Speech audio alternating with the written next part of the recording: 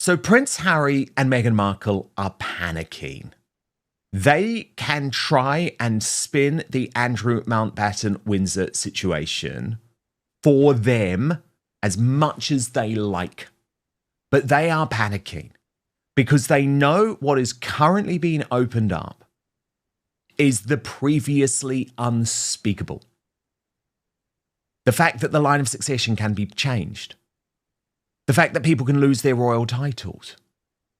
All of these conventions that in the past, the British royal family wouldn't countenance because it raised too many questions about their authority. It gave too much power to politicians. It allowed the Republican movement to make demands on them. All of that has gone out the window and has had to go out the window because of the terrible handling by this institution of the Andrew Mountbatten Windsor scandal. But that's why Harry and Meghan are worried. That's why I am told they live in fear about losing their titles. Because remember, especially for Meghan, and you know the way she has brandished her Duchess largesse. We know how she has even privately brandished her HRH behind the scenes to win over the rich and powerful, to make money. It means so much to her, which is, of course, so embarrassing, given that the reason that she wanted to go was to live a normal life. But anyway, that's by the by. Because trust me, what is happening now and what is currently being tested in the waters is painting a blueprint for William the moment that he takes the throne. Yes, he wants his father to deal with this, but if his father doesn't deal with this, he goddamn will. And the first people to go, the first people to lose their titles, the first people to be removed from the line of succession will be his brother and his two children, Archie and Lily. And I think, according to Taz, made a really good point about this, actually, and how in a modern royal family, and I use that word modern because we know William wants to modernize, and trust me, I understand that lots of you are like me and are nervous about this and think, oh gosh, are we just going to end up like a European monarchy with that tiny little family and no big balcony scenes? But I think because of what's happened over the past few weeks, we've got to go with his vision, actually. I've really even changed my own view on that. And I liked the way that Tash suggested we should view royal titles in the future. She suggested on X, royal titles need to be treated as job titles. If you no longer work for the firm and were previously a working royal, excluding retirement, then the titles must be taken or handed back. Harry and Meghan were only given the dukedom as a job position because they promised the Queen, that's the late Queen, they wanted to serve the country. They lied. They have since gone on to use those titles for financial gain, and they have also tried to damage the very institution and family who gave them those titles. They lied for maximum damage and did it publicly for money. They will take any money they can get off anyone who's willing to give it. They are another Andrew and Fergie waiting to happen. So let's discuss this now as we team up with the Royal News Network and its editor, Brittany, who joins me now. Brittany, I think Harry and Meghan do have huge reason to worry. So they can do all the briefing they want about how the Andrew situation proves them right, or the Andrew situation makes their crimes against the royal family. And I put crimes in inverted commas because it's not necessarily criminal, but I would argue actually what they did in terms of accusing the royal family of being institutionally racist and, you know, senior members of the family like Charles and Catherine for being racist actually was a crime, really, because it was designed to bring down the British royal family. But to try and say, oh, you know, our crimes aren't as bad as Andrew's, like that's how they want to PR this situation. But actually, for Harry and Meghan, this is a real nightmare because it gives William the total plan as to how he can just immediately strip them the moment he is on the throne, which may happen sooner than many think. Yes, Dan, when it comes to this, it's one of those things where people thought this was sacred. You can't touch the line of succession unless somebody dies. Nobody's removed from it. That's how it's pretty much always been. But if Andrew is officially removed, that basically shatters the glass ceiling there. maybe a bit of a different analogy, but it basically opens the door for this possibility to happen to others because now it's no longer sacred. Now it's done and nobody really seemed to care. And so it makes it much easier to do again. And the rationality for stripping Harry and Meghan, not only of their titles, but places in the line of succession, is that they are rogue royals, still constantly utilizing the titles to make money, to make, sometimes political statements and these sorts of things without being within the confines and respecting the family and their decisions. But also, we've seen with Andrew what happens when you have a rogue element or somebody who is not following the directives and these sorts of things, who can bring down the entire institution through a series of very bad decisions. And although Harry and Meghan's, I think, will manifest differently, Andrew and Sarah are a reflection of what Harry and Meghan will most likely become. And if Andrew had been dealt with 7 years ago, 15 years ago, 20 years ago, we would not be here. And so William, when he gets on the throne, I hope if Charles hasn't done it, that the first thing he does is just take Harry and Meghan out, just officially remove them. That's what they've sort of stated they wanted. Just do it and protect the institution in the future. We don't need these distractions. 100%. But what I hope is actually happening is that Charles is starting to wake up and realize, some of these things that William has been advising for 7 years would have actually protected our position if I'd gone through with them. So actually, maybe William isn't saying this to overstep the boundaries or to try and, trample over my reign. William's actually saying this because he wants to have a monarchy that is able to be saved, and he's trying to help you, Charles. Like, stop being so intransigent and listen to your eldest son.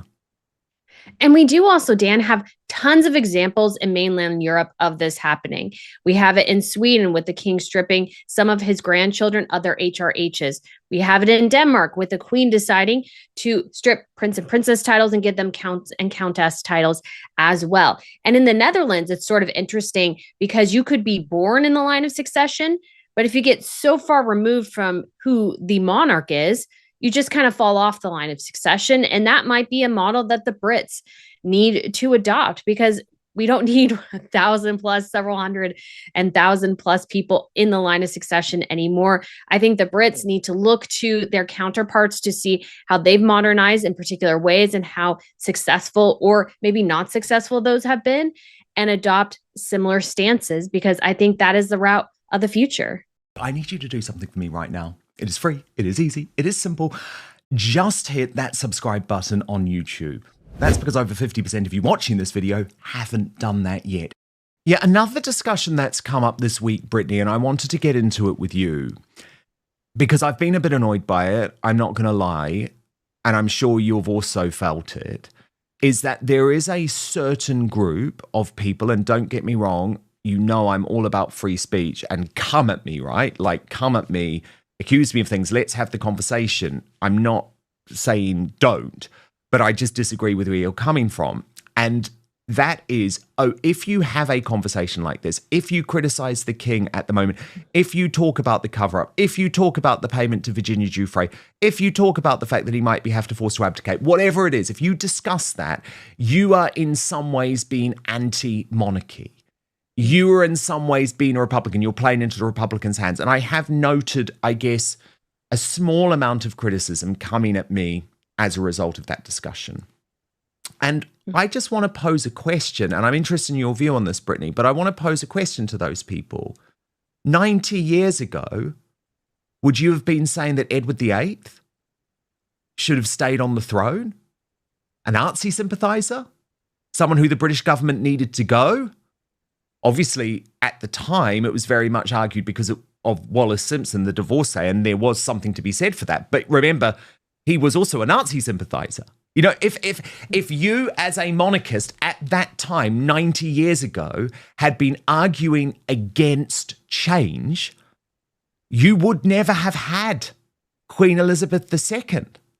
You would never have had the glorious second Elizabethan era. Because sometimes we have to demand change in order to allow the royal family to reinvent. Do you understand what I'm saying, Brittany? And what's your argument to people who say to you, by covering this, you're anti-monarchy. You're not being fair. I've definitely heard this, Dan. And I, like you, have found it a bit frustrating because you can't, I think, fix a problem unless you acknowledge there is and or was a problem. And what happened with Andrew was a result of institutional failings within the monarchy. And that is not anti-monarchy to say so. It is just a reflection of facts. And the only way that that can be fixed is if the institution itself acknowledges those failings and tries to fix them. And sometimes it takes a while for them to the monarchy moves slowly to sort of recognize and kind of adjust for those things. But I think it's profoundly important to recognize how things have not worked, how they've let the people down, how they've lost trust. And the way to rebuild trust is to acknowledge to the people themselves, hey, when it came to Andrew, we did not do our part here in containing him. We did not do our part here in some ways managing Harry and Meghan. And so now we're going to take some steps back, review what the monarchy looks like and how we can better serve you in the future, because most of the time, most of the monarchy of what we know today was established by the letters patent in 1917. So that's 110 years ago now.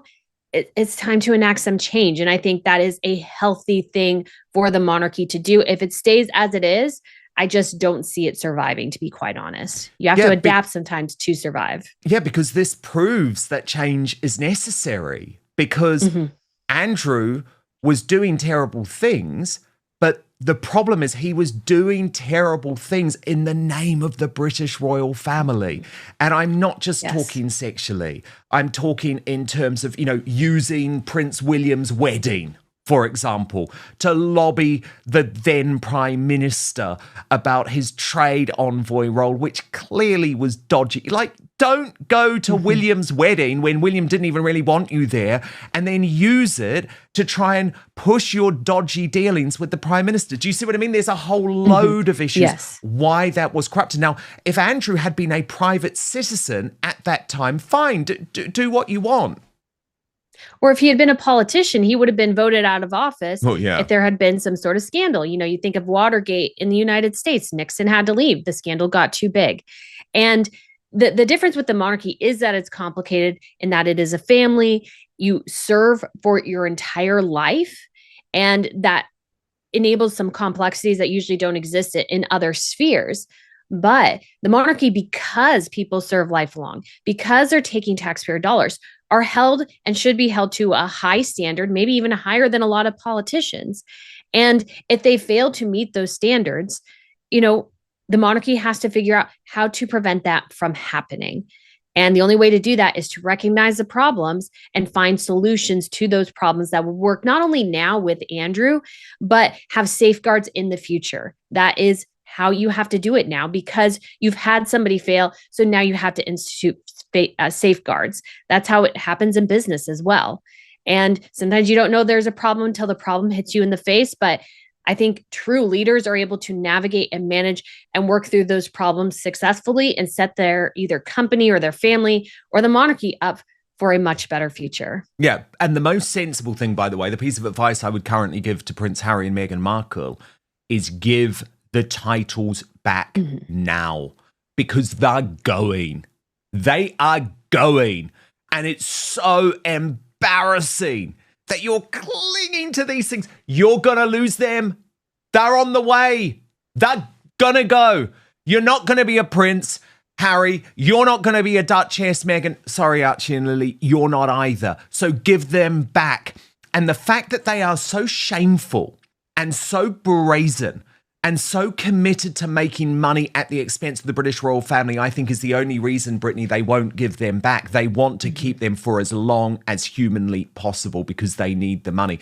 But it's shameless and it's embarrassing, because they should actually now be reading the room, reading the writing on the wall, and know what's coming, and just make it easy. Just make it easy for William to do this. But I don't think they will. I don't think they will be able to bring themselves to do it. No, and I think if the monarchy work stand to try and strip Harry and Meghan of anything, they'll fight him in court over it, most likely. And this is a frustrating aspect because Harry and Meghan left. They claim the institution is horrible and racist and all these sorts of things. And yet, like you said, they brazenly use those titles in order to make money. And they're actually diminishing sort of a lot of royal titles by doing their work so poorly, abusing the titles, then producing poor material, things that don't perform well. And then you have the situation where it makes the monarchy look bad. Meghan thought if she had this royal title, she would finally make it in Hollywood. Yes, she did for a hot second, but she never really had the talent in the first place. And so it hasn't worked out really too well for them in the end. And so they need to do the thing. And perhaps Beatrice and Eugenie should do the same of just giving up the titles and walking away with your dignity intact rather than having them stripped from you and maybe even a court case where Harry and Meghan get dragged through the mud and Charles comes out on top. And that would be rather hilarious to see for sure. But the monarchy has to take control here. That's a big thing because right now it's very reactionary. They seem surprised by all the new reveals. The monarchy needs to take control, take action, and make sure they protect the institution, who's working for the institution, and the roles that they have in the future. So the reign of William and then George and whoever is after George can succeed to the highest degree possible. Now, Brittany, there was an interesting revelation from Russell Meyer's new book, which maybe didn't get the attention it deserved because of all of the other royal news over the past week. But it's in regards to the fact that Prince William and Catherine's attempt to, I would argue, save Harry and Meghan from themselves were not at all how Harry presented this in Spare. And what's interesting to me, and of course, you know, I like to give the background to this, Brittany, Russell Myers is a member of the Royal Rota, the royal editor for the Daily Mirror. The expectation is that he was not publishing really anything in this book without some type of nod from William and Catherine's team at Kensington Palace. So that's the background to this. Now, in the forthcoming book, William and Catherine, The Intimate Inside Story, author Russell Myers reveals that the Prince and Princess of Wales invited Harry and their new sister-in-law over for a discussion to clear the air. The country was swept up in a wave of emotion and goodwill towards the couple on their wedding day on the 19th of May 2018. But relations inside the palace could not have been more different. By July 2018, William and Catherine had invited Harry and Meghan to their home to stage clear the air talks, Russell writes. The resulting exchange did not bode well for the future. According to Russell, the Duke and Duchess of Sussex were unwilling to concede they were responsible for the departure of two of Meghan's PAs or for the general desperate atmosphere in which members of staff reported they were sick with stress. And Prince William accused Meghan of being difficult and rude, and according to Harry, pointed directly to his wife. A source told Russell the whole atmosphere was ugly. Less than a year after the discussion at the Wales' home, the Sussexes went on to split households from William and Catherine. Harry and Meghan's distrust of their senior team had begun just months after their wedding amid mounting concern over their treatment of royal aides, Russell writes in his book, with a palace source describing the relations between the Sussexes and staff as very, very bad. It had reached an intolerable situation for so many of them. There were a lot of issues surrounding people needing time off work, not wanting to come in, or be on engagements on duty with Harry or Meghan. Everything possible was being done at all stages to help them, but nothing was ever good enough. Sources close to the Waleses revealed to Russell that William was intensely saddened, this is once the decision had been made to exit, at his brother's decision to quit. He and Harry had been drifting apart for years, but now he knew deep down that there would be no turning back. He would be losing his brother forever, and his children would lose their uncle and almost certainly not have a relationship with their cousins in the future. Fond memories of their childhood, from helping each other through the tragedy of their mother's death to growing up in the public eye, were now tarnished by the division at the heart of the family. Now, Brittany, upon reading that extract, you wrote, good for William for sticking up for his staff and calling Meghan rude and taking her to task for the departure of two of her personal assistants just months into her royal tenure. And that is exactly what I picked up too, Brittany, because even though there's a lot in that narrative, which we know now, like we do know how upset the staff were and all of the departures and everything, I think the Russell Myers take on this is really interesting because I believe it's the correct one. William and Catherine had actually tried before Megxit for 2 years to get Harry and Meghan to understand that things weren't working, things weren't right. And of course, Harry just takes this all about the dog bowl moment, which, by the way, William denies anyway, that there was any physical violence. Whereas he forgets that there had been pretty much 2 years, because William and Catherine knew about how bad things were well before the public did. They saw this happening before the wedding. And it wasn't until, I think, October 2018 when I first started to report the fact that Meghan and Catherine had fallen out as a result of the way Meghan was treating staff. Yes, Dan, I think this is an incredible story and so great to hear and be reiterated that William was being a leader here. He was going, hey, we have employees. They're not being treated well. Like, how can we get to the point where you guys are happy so that our employees can do their job? And Harry and Meghan just refused to accept any help, refused to change their behavior. And I'm sure Catherine and William in many ways were happy to see the couple finally depart, because they were the source of so many problems and conflicts. But at the same time, I'm sure Catherine and William were hoping that Harry and Meghan could be somewhat supportive roles in working royal life. But Harry and Meghan decided that it was more important for Meghan to get sort of her wishes and desires. And Harry, I think, set wild expectations for her that he could never really meet.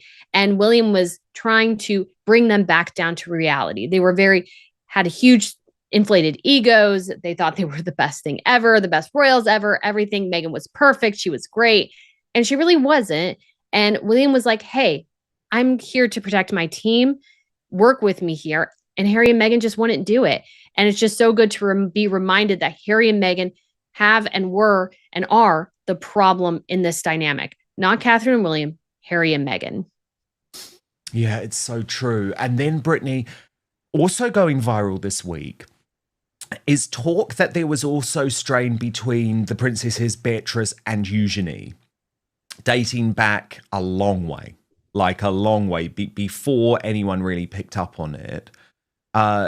It was particularly because of this awkward moment during Catherine's first Christmas at Sandringham. And here is one of the videos, Brittany. Let's just take a look at what's going on here. So this is obviously a more recent one, but people are really digging through them all.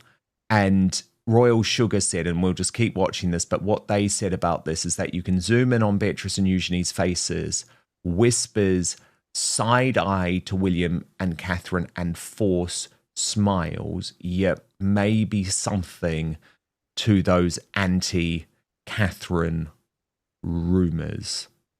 Brittany, what do you think? Do you think there has been tension ongoing between Beatrice and Eugenie and Catherine and William? Well, I mean, Dan, we've heard, of some tensions going as far back as the mid 2000s between Catherine and the York girls. And so this is not a super big surprise. I don't think William has ever really been close to his York cousins. He is much closer to Zara and Peter. And we see this reflected in general royal events. And so I don't know if you want to read, I guess, too much into it in a way, because there's always been probably a little bit of tension here anytime somebody marries in, especially Catherine. Catherine fit a very unique role here of being the future queen, being sort of the future matriarch of the family, which is very, very different and changes the dynamic within the family for sure. As soon as she has children, Beatrice and Eugenie are bumped further down the list. And so in this particular instance as well, though, we also have to think of their father, how he was barred from attending Christmas here at Sandringham. He had been kicked out of Royal Lodge. So part of their probably tension is a result of that as well. And William led a lot of that charge. So their animus might be actually more towards William than Catherine in this scenario. What would happen if Prince Harry and Meghan Markle lost their royal titles? Some commentators have recently suggested that the Duke and Duchess of Sussex could face the possibility of having those titles removed. At the same time, rumors and discussions online claim the couple might consider legal action if that ever happened. But how realistic is that situation, and what would it actually involve? Prince Harry and Meghan Markle stepped back from their roles as senior working members of the British royal family in 2020. Since then, they have moved to the United States and pursued independent projects, including media productions, interviews, and charitable initiatives. Even after stepping back from royal duties, they still hold the titles Duke and Duchess of Sussex, although they no longer use the HRH style for official royal work. From time to time, some politicians, commentators, and members of the public in the United Kingdom debate whether those titles should remain. Critics argue that because the couple no longer performs official royal duties, they should not keep royal titles. Others say the titles are part of the British peerage system and cannot simply be removed without a formal legal process. In reality, removing a peerage title such as Duke or Duchess would likely require action from the UK Parliament.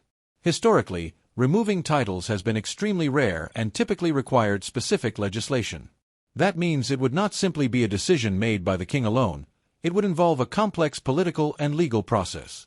Some commentators speculate that if such a move ever happened, Prince Harry and Meghan Markle might challenge the decision through legal channels.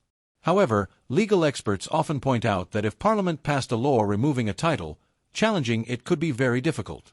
In the United Kingdom's legal system, Parliament holds significant authority over peerage laws.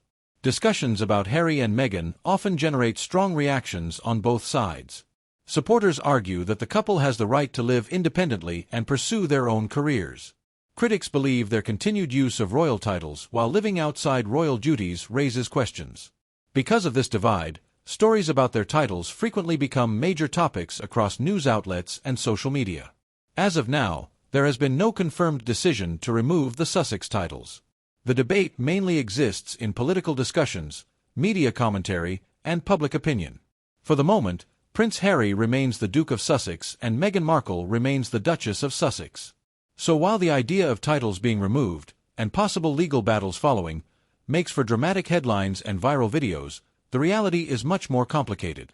Any change would require significant political action and could raise major legal questions. Until then, the discussion remains largely speculation and commentary rather than confirmed plans. What do you think about this debate? Should royal titles remain even if someone steps away from royal duties, or should they be reconsidered? Share your thoughts in the comments below, and if you enjoyed this breakdown, don't forget to like the video and subscribe for more discussions about royal news and global headlines.